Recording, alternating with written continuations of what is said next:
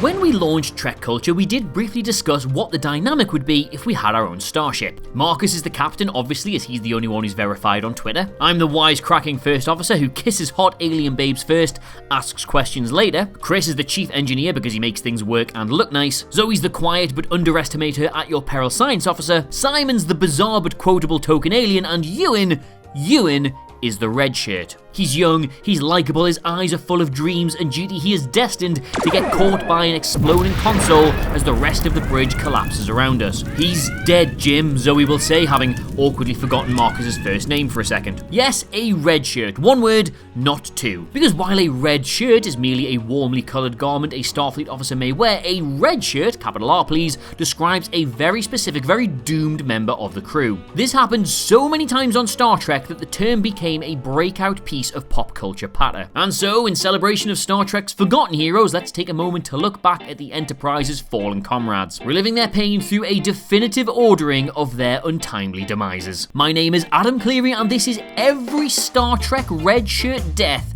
ranked from worst to best. Number 18, Crewman Mathews. Cause of death, shoved off a cliff by Rook, the big bald android. Despite being the first redshirt to perish on screen, Crewman Mathews earns the lowest ranking on this list because he unfortunately dies off screen. We don't even get to see the surprised look on his face as he plummets to a bottomless chasm after being shoved off said cliff by a giant android in a muumuu. But judging by the long duration of his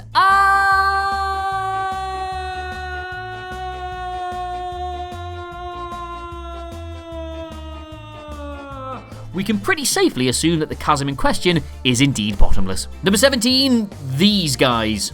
Cause of death, accidentally beamed into the vacuum of space. Also dying off screen, the only reason these nameless crewmen rank higher than Mathews is because we get two for the price of one. And accidentally getting beamed into the vacuum of space is both A, more painful, and also B, more funnier than getting thrown off a cliff. If you don't believe me, imagine the looks on their faces as they materialise into an endless void, and now keep in mind they'll be frozen there for the rest of time. Priceless. Number 16, Lieutenant Galloway. Cause of death, vaporised by Captain Tracy's phaser. Now, I do give Lieutenant Galloway points for style, trying to pull a fast one on rogue Captain Ronald McF the Prime Directive Tracy, but his intended fast one turned out to be a rather slow one in practice. You see, Tracy vaporises him without so much as breaking a sweat. In his defence, he had been previously injured by one of the warring tribes of Omega-4, and he was going up against a captain, but still he gets thumped out for his troubles. Number 15, Ensign Wyatt. Cause of death? I dunno, actually. Yeah, this one here's a bit of a head scratcher. Ensign Wyatt is manning the transporter control on a routine assignment to beam the main characters down to the surface and then presumably just stand there in the transporter room in silence until they need to be beamed back to the ship or whatever they do. Presume that's how it works. Anyway, a space lady appears and warns the away team not to go. Instead of explaining herself any further, she turns around and lightly touches Ensign Wyatt on the shoulder, who appears to get a really bad tummy ache and dies. Moving on. Number 14, Lieutenant Carlile and his three friends. Cause of death?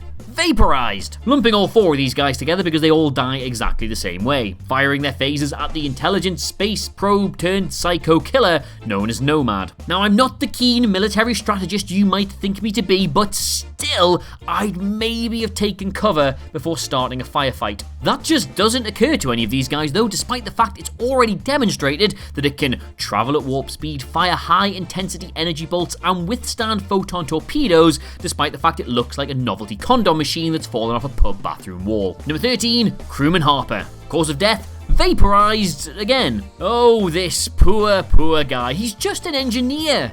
He's not a security officer. He isn't even on an away mission. He doesn't even have a phaser on him. How was this fair? He's just a skilled worker trying to do his job, and yeah, accidents happen in space, but this was murder. Long story short, the Enterprise gets upgraded with the brand new M5 computer, which can think and reason like a human. When it takes control of the ship for a battle simulation, it thinks and reasons that, hang on, maybe I should be in charge full time. Crewman Harper is instructed to yank the plug, and M5 vaporizes him. Poof. Number 12, Ensign OHara.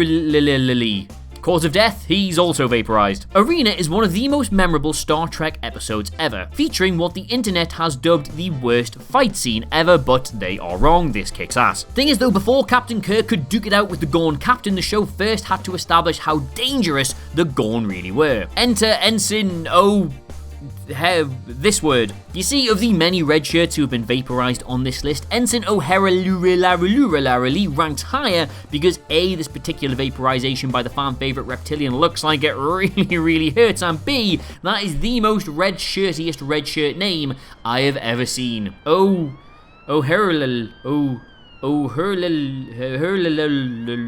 mind. Number 11, Crewman Compton. Cause of death, rapid aging. The villains in this episode are aliens who are equipped with a technology that allows them to move so quickly they can't be seen, and their voices sound like the buzzing of a fly. So not only are they incredibly evil, they're also really annoying. But when these bad guys start explaining to Captain Kirk why Crewman Compton's cells have rapidly decayed, it is also incredibly confusing. Trying to discern the actual scientific explanation of it may also cause you yourself to rapidly age to death, so don't. Number 10, Crewman Rayburn. Cause of death, broken neck. We return to the caverns of XO3 here as Rook, hey, remember him and his moo-moo, claims his second victim via neck snappage. And this time, we see it happen on screen, hooray! Probably a good thing that Crewman Rayburn was snuck up on because, well, just look at Rook. If I saw this guy coming towards me in a cavern, I'd probably elect to throw myself into a bottomless cavern or snap my own neck or whatever, I'm not fussy. Number 9, blonde Benedict Cumberbatch here.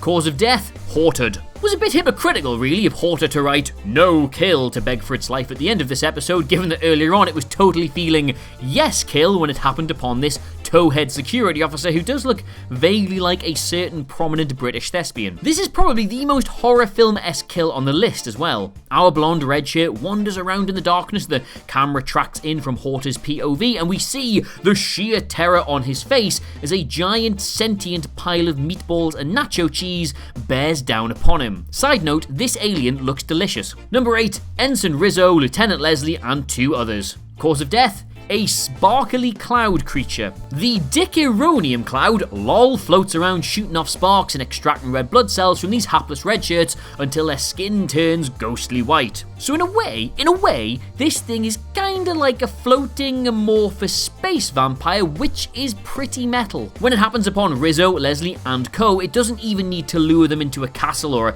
dark alleyway, it just wants to suck their blood. And with the sparks and all, it does so with serious pizzazz, if you can get past the fact it kinda looks like they're getting murdered by a big fart. Number 7, Lieutenant Grant. Cause of death, impaled by space frisbee. Lieutenant Grant must have been super wound up before he beamed down to the surface of Capella 4, because the second he sees a Klingon, his first thought is to shout, "Klingon!" which is rude, and then draws his phaser. That's not cool, of course, because as Captain Kirk points out literally every time, the Federation is not engaged in open war with the Klingon Empire. And even if he wasn't going to vaporize anybody, it was still enough for the ponytail Capellan to immediately toss a deadly space frisbee, Kilgat, at him. He dies immediately, which is proof, if you've ever needed it, that act casual if you see a Klingon should be rule number 1 in the Redshirt handbook. Number 6, Crewman Thompson. Cause of death, turned into a mineral lump, then crushed. Crewman Thompson bears the distinction of being the only female redshirt killed in action. And in the futuristic spirit of equality, the show does not do this kindly. The Enterprise crew meets some jerks from the Kelvin Empire, and they use their belts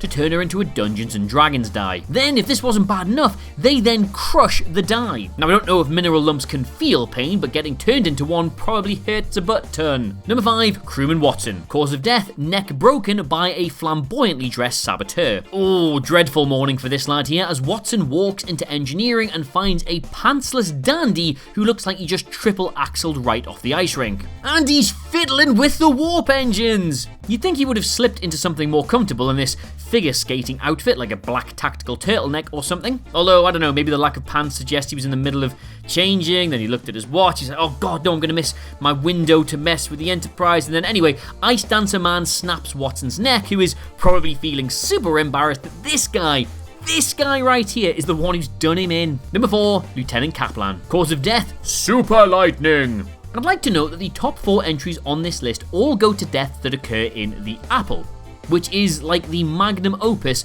of redshirt deaths. The crew is on the surface of a planet that seems like a tropical paradise when out of absolutely nowhere a freak storm happens. When the rest of the crew seeks cover, Lieutenant Kaplan looks up at the ominous dark clouds that have just formed above him. What a move, bro! What a move! The hottest lightning bolt of all time strikes him, reducing him to a puff of smoke and some charred sand. Hey, God, I always say this, what are they putting in the clouds on Gamma Triangule 4, eh? Number 3, Lieutenant Marple. Cause of death, clubbed. Yeah, just wait for it, thunk. That's all I've got. Number 2, Lieutenant Mallory. Cause of death, exploded by an exploding rock. To be honest, Mallory was running so fast and out of control here with no regard for his surroundings that he could have just tripped on a regular rock and probably died from that. But he did not trip on a regular rock. Oh, no. He tripped on an exploding one. Earlier in the episode, Spock finds one of these natural landmines and gives it a casual toss. It explodes.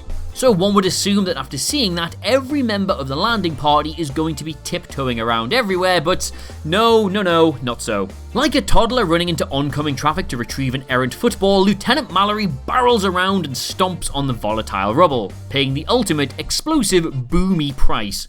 Idiot. Number 1, Crewman Herndorf. Cause of death, murder flower.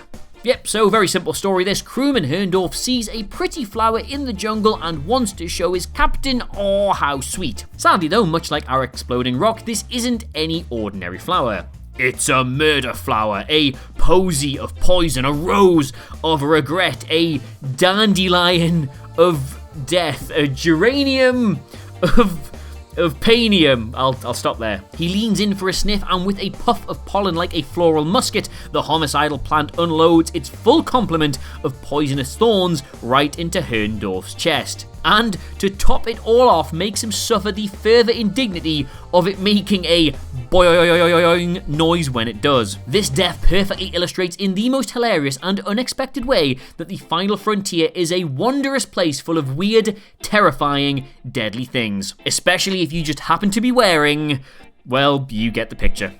So there you have it, that was every single Redshirt death in Star Trek ranked from worst to best. Read to you by a man who is destined to have a command of his own one day, but by God, I just can't leave this crew behind. Let us know what you made of it all in the comments below. Of course, don't forget to like, share, and subscribe. But in the meantime, thank you so much for watching. I have, of course, been Adam Cleary, and I will see you soon. Goodbye.